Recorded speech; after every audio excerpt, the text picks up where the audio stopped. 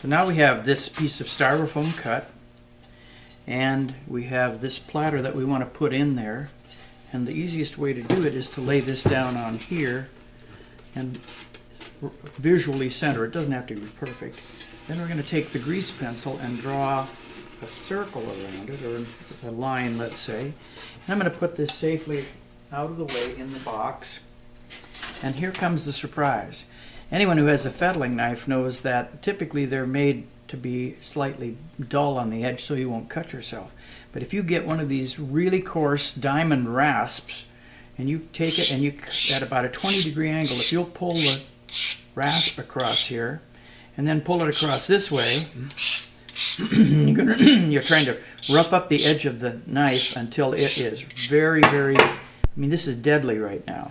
So watch, if I put it on the edge of the table here, watch the thing cut styrofoam. There's no danger to you, and all you have to do with it at the edge of the table, you won't break it. You're going to cut to the edge of the line. It takes very little force because fettling knives have a very thin and not just thin but narrow too, so it has very little friction. You don't have to use any kind of lubrication. This is very, very dense styrofoam, and yet look at it. This cuts beautifully. I'm using a combination of sawing and pressure along the line, and I'm trying to keep the blade as vertical as possible. But working on the table edge like this means that you're not likely to break the device at all.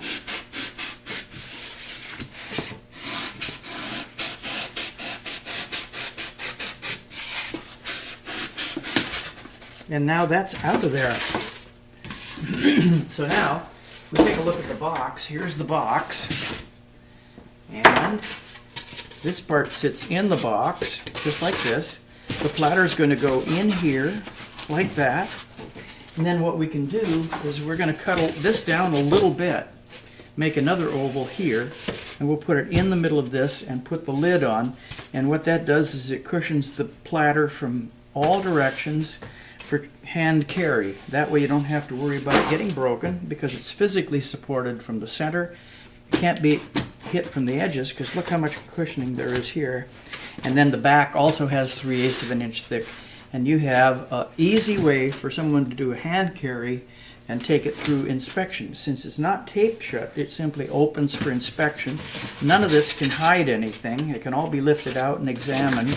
This is also how I ship, but I use the same concept, but I'll use rigid sheets of cardboard too, and the box will be left about 6 inches tall, and I've never had one break.